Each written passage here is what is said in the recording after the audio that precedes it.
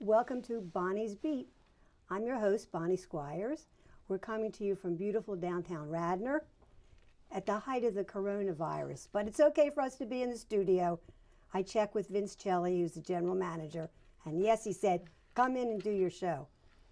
We're Radnor Studio 21, excuse me, we're also mainline television network because we cover Radnor and Lower Merion, which is very nice. I've been involved for a few years now with a very important project. You may not realize it. This is the 100th anniversary of women's right to vote. And I've got a friend, a new friend, Wanda Odom, who has a string of impressive titles, but she's here today in her capacity as a member of the Communications Committee of the Vision 2020 Women 100 project. You tell them. Sure. Well, Bonnie, first, thanks for having me. It's very generous of you to give us time to talk about what the Vision 2020 program is doing this year to mark the 100th anniversary of women attaining the right to vote.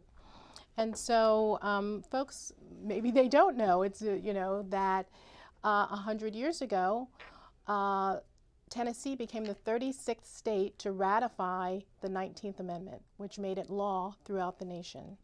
And for 70 years, women like Susan B. Anthony, Elizabeth Cady Stanton, Ida B. Wells, Alice Paul, Sojourner Truth, Mary Church Farrell fought for this franchise for us.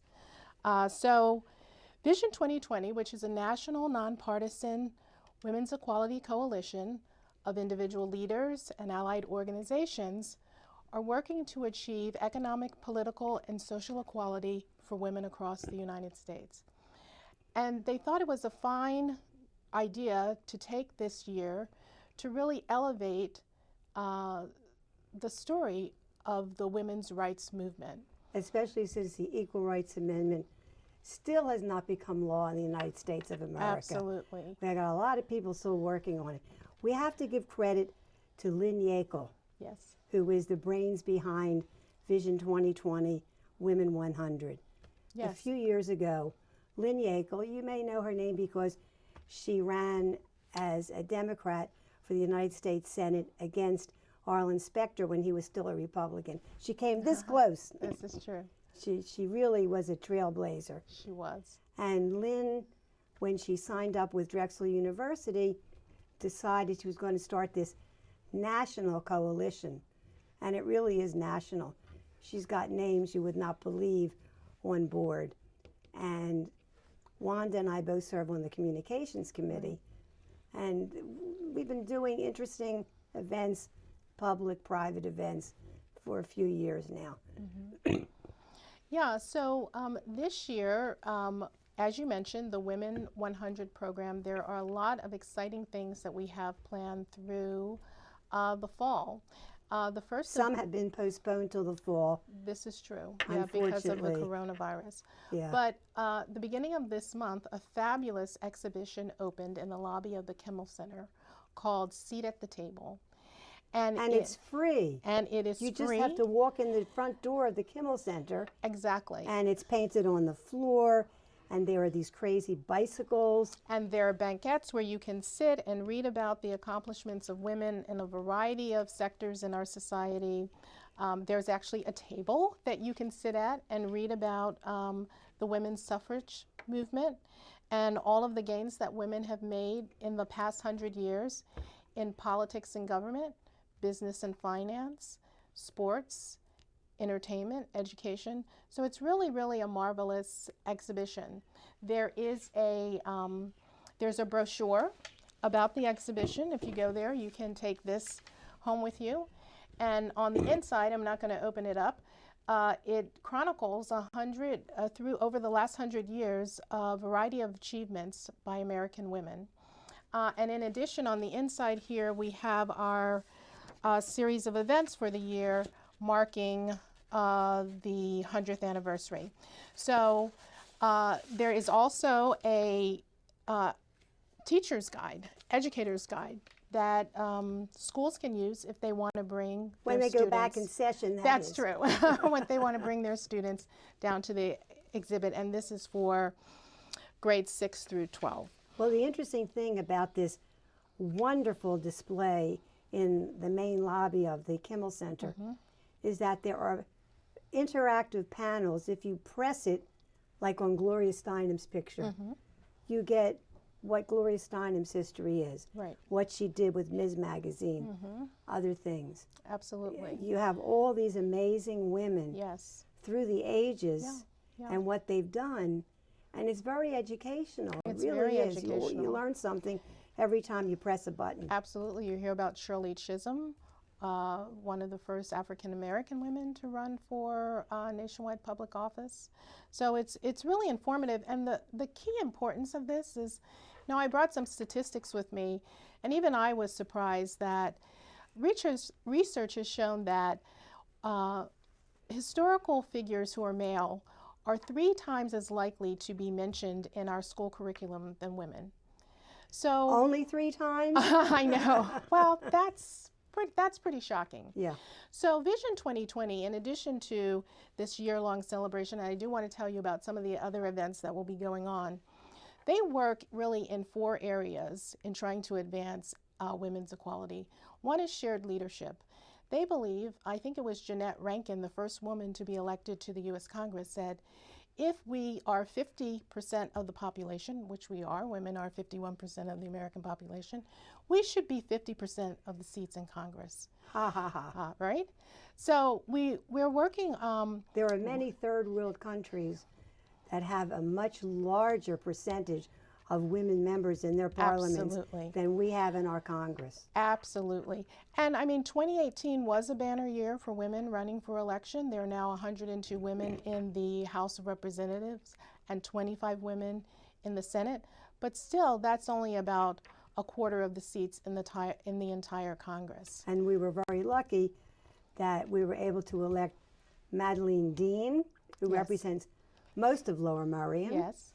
And Mary Gay Scanlon, Yes. who, that little sliver of Lower Merion that was cut off and thrown into Delaware County. Yes. Yes. And of course, Chrissy Houlihan, who is out in Delaware County. And Susan Wild. Absolutely. So we had 4, excuse me, 4 women who were elected to Congress. Right. So in addition to the shared leadership, the other pillar that the Vision 2020 works on is civic engagement. It might surprise people to know that in our last presidential election, 1 in 3 eligible women did not vote. So that's a huge number. And it's something we're working on this year with voter mobilization. Again, nonpartisan voter mobilization effort to make sure that for 2020, we try to get the highest turnout of women ever for a presidential election. Now, I want my viewers to know something about Wanda Odom and what she is and what she does, because she has a very impressive bio. So where did you go to college? I went to Cornell University. So big red. Boo, hiss. I went to Penn. All right. All right. Well, we still like you Pennites, right? But I went to Cornell to study communications and journalism, and I landed my... Where did you grow up? I grew up in Philadelphia. I'm a girls' high girl. Ah, okay. Yes, so graduated. Lower Merion, Lower Merion. But I had my first job with the Journal-Constitution in Atlanta out of college, was there for 2 years, and then I moved to the Philadelphia Inquirer, where I had a 10-year career. What was your beat at the Inquirer? So when I left the Inquirer, I was covering City Hall. Very interesting. Were you married at the time? I was married at the time, yes. By the way, her husband still, how long are you married to Vernon Odom? Oh, it's over 20 years now. Oh, you get a big trophy. Thank you. Yes. Well deserved. Yeah. And he's so smart about politics. Yeah. He was the Channel 6 champion covering politics. Yeah. For How long was he at Channel 6? Oh, many long years, many career there. years. Yeah, Yeah. yeah. You just retired, over 40 years. But Yeah. anyhow, so I was in the State House for a while covering government and politics, and actually I covered government, local government and education out here in the suburbs for the Inquirer. And then I left the workforce for a while, had my family, came back in working in an agency capacity, doing public relations, communications work for a lot of nonprofit organizations. I ran a communication marketing shop at one of the independent schools here in our area. And then my last job, I was the director of communications for a small foundation connected to the healthcare industry. So You want to give us a name of it? no, not at this time. Oh, It's okay, all right. No free publicity.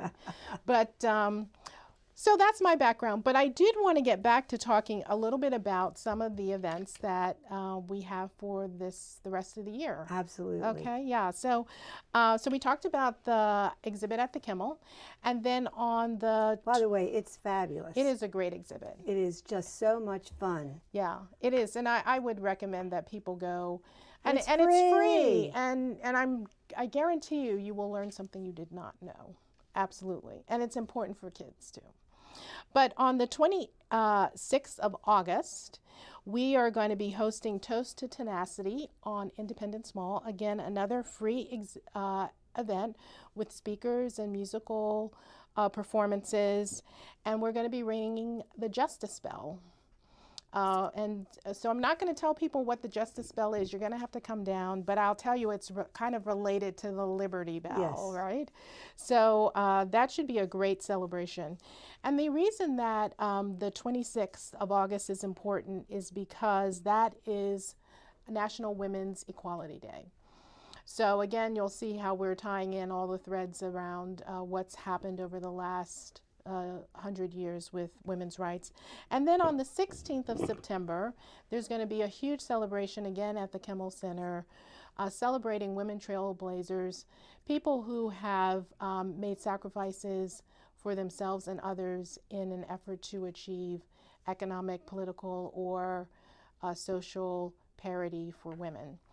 So, and there will be a national congress, you know, all of the individuals and organizations who are allied with us. Oh, and there are hundreds of organizations that have signed on to be part of this Vision 2020 Women 100. So before that big celebration in the evening at the Kimmel, there'll be what we're calling a national congress. And so that's when our delegates and allied organizations will be meeting, you know, in a conference style to talk about strategies for achieving a greater equity, income equity, political representation for American women. So those are some of the things. And then lastly, one more I almost forgot, and this is a really fun event in June. There's going to be an overnight road rally to Seneca Falls, the birthplace of the women's rights movement. And that's going to happen from June 19th to 20th. So a lot of great things on the calendar. We need to point out that the wonderful person who volunteers, who's chairing the communications committee, Yes. is none other than Tracy Davidson. That is right. Our pal from NBC 10. Absolutely. She's been terrific. She's wonderful. She's wonderful. And yes. she puts in, it's like a full-time job, not paid for her. Yes, She does so much work for this. No, there are a lot of really great women involved in promoting this initiative. And Diane Semingson's been on board absolutely. since the very beginning. And I mean, when you're a somewhat small organization, it's important to have partnerships because those people can take your message and spread it even further than you would be able to do on your own. So, absolutely, you know, it's really tremendous that we have so many allied organizations and women supporters. So that's been good.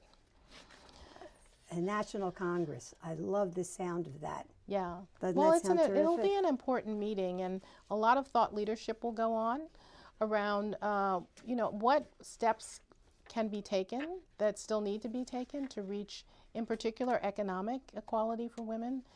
Oh, the other thing that we need to point out is Lynn Yackel. She always points out it's not just women involved with That's this. true. This is true. There are some liberated men that are also That is important. true. And they donate money as well. They So donate that's important. money, and it is important to have men standing beside us saying that women do deserve to have, to earn more than 80 cents on the dollar for what men earn. We absolutely want men to be involved in this.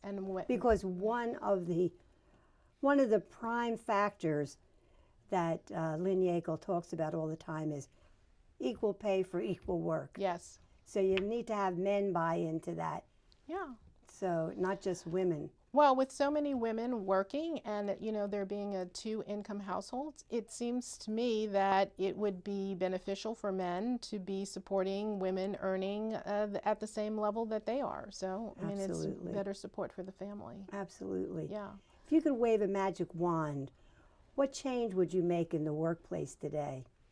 Oh. Well, I think that workplaces are changing. I think flex hours, are really terrific for young mothers, women who are trying to manage their careers and starting families. When I started my family, I made a decision that I wanted to leave the workforce. I didn't really try to juggle both at the same time. It's a personal decision for me. Everyone does what's best for them.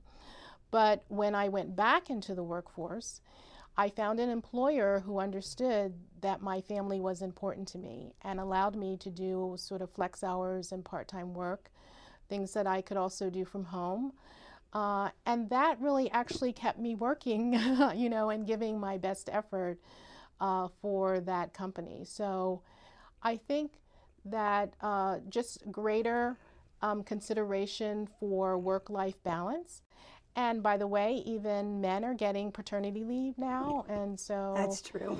Fathers are able to stay home with newborns and young children and sick leave is very important. Sick leave is also, especially if the father is the caregiver. Correct. And more today, we find that husbands are the stay-at-home. Yeah. And are taking care of the kids. Absolutely. So I think I would, if I had to wave a wand, I would say greater attention to work-life balance. And understanding that if you give people more time away, that you are likely to increase your productivity. I have to tell you a funny story. A friend of mine, Arlene Halpern, who used to live in Lower Merion, now lives down the shore. She was involved with politics there. And one of the people she's campaigning for is Amy Kennedy, whose husband, Patrick Kennedy, is a former U.S. Congressman. She's running for that seat. She lives in Brigantine. There was an older gentleman who, at one of these interview when they were deciding whom they're going to endorse, he says to her, "Well, you have 4 children, so how could you possibly find time to be a congressman?" And a few minutes later, Arlene pipes up, "You're worried about she has 4 children? I worked for a member of Congress who had 17 children." Marjorie Margolis. Yes, exactly. And she found time to do everything she had to do. Yeah. So that shut him up fast. Well, and it's about prioritizing and time management, basically, And I think traditionally, I don't want to generalize, but I think women are really good at their time management in many cases. They have to be, because they are taking care of a lot of things. Their home, their kids, doing what they need to do with their job. So. And volunteer activities. And volunteer activities as well. A lot of volunteer activities. Yes, because often women volunteer for their children's activities, in school, and sporting politics. Things. And depends upon the women to stuff the envelopes and do the mailings. This is true.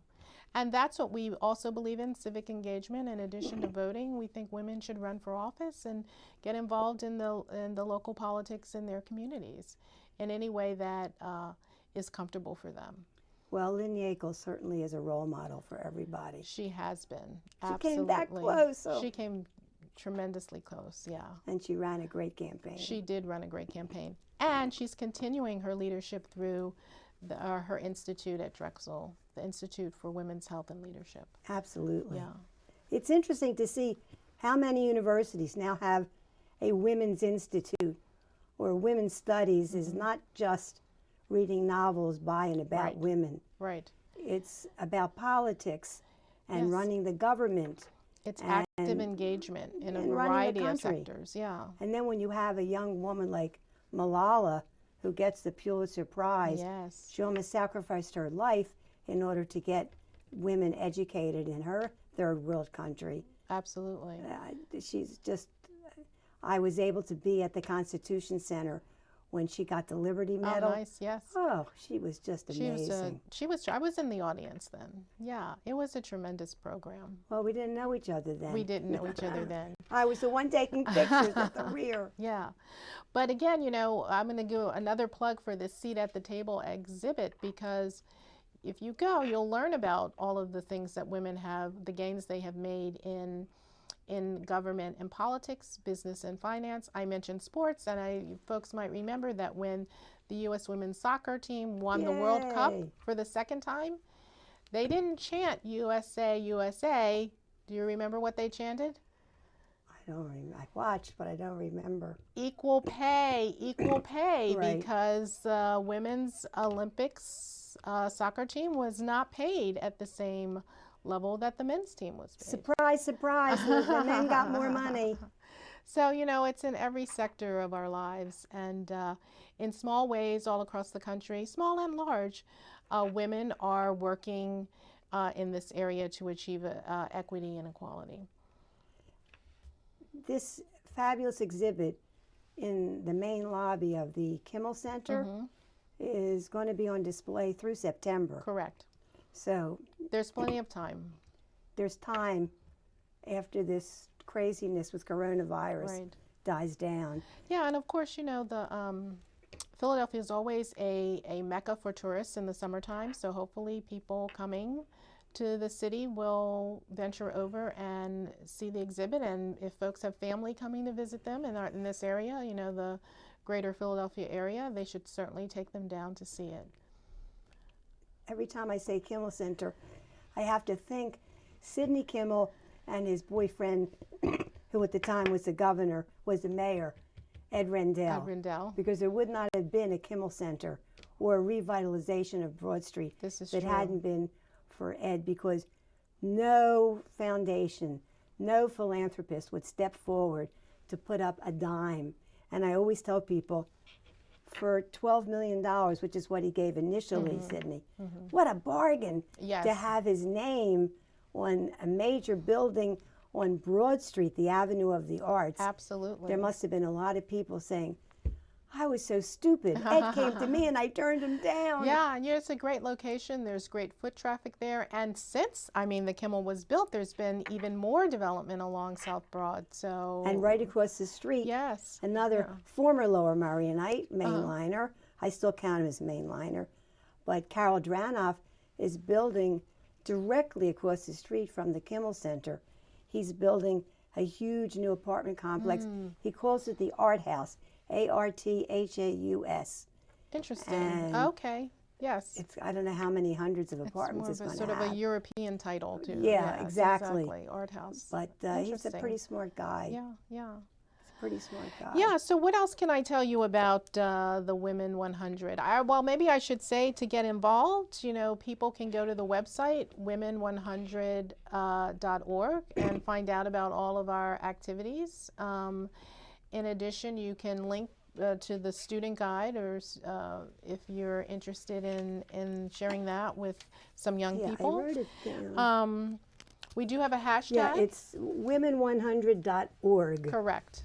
Although, if you type in Vision 2020 Women 100, you'll get to it. You'll get to it as way. well. Yeah. Yes. And that's our hashtag as well, Vision 2020 Women 100. So we'll be doing a lot of social media posting around our various events and throughout the rest of the year to raise awareness about the 19th Amendment and this very special anniversary. And if you want to do a good deed, you can send a check in. Ah, that's true. You could do it you can donate online you also. You can donate. They make it very easy. Absolutely, you can donate to the work that we're doing. I lost an older woman friend, and I said, you know what, she would appreciate it So I made a $100 donation. That's very nice. To Women 100. In honor of and memory of Yeah, her. in memory of her. From that website, you can also sign up for email on our email list to receive periodic updates about the work that we're doing. So, and I think I might have mentioned voter mobilization. If you have an interest in working in a nonpartisan fashion, again, to just get voters to the polls, important to participate in our democracy in that way, you can go to our website and find out how to do that. We'll probably be doing some voter registration work as well at some of these events that we sponsor. Yes. Because we need to get everybody to the polls. Yeah, I mean, you need to do that every year, really. It's important to participate in your democracy. Now, our primary election is April 28th. Yes. I don't know if they're going to change it or not, because several other states have already pushed back the date for their election. Yeah. Although I've gotten a lot of emails, our elected officials are pushing people to vote by mail. Yes, I heard that on the radio today, that there are sort of contingency plans to have people vote by mail. Yeah, I would just say, don't see it as a barrier. See it as really an important responsibility as an American citizen. It's an obligation. Yes. Absolutely. Yes. Anyway, our guest today has been Wanda Odom, who is representing the Communications Committee for the Vision 2020 Women 100 year-long celebration. Absolutely. It's been more than a year now. It's been a few years, and thanks to Lynn Yackel. Yes. And we hope you'll join us, because there are a lot of important things. Okay, so they're pushed down the road a little bit. We'll get through this coronavirus stuff. And I want to thank Wanda Odom for giving up her time and coming to the studio. Well, it's been a pleasure to be here and talk with you, Bonnie. Thank you for inviting me. And we'll see you all next time.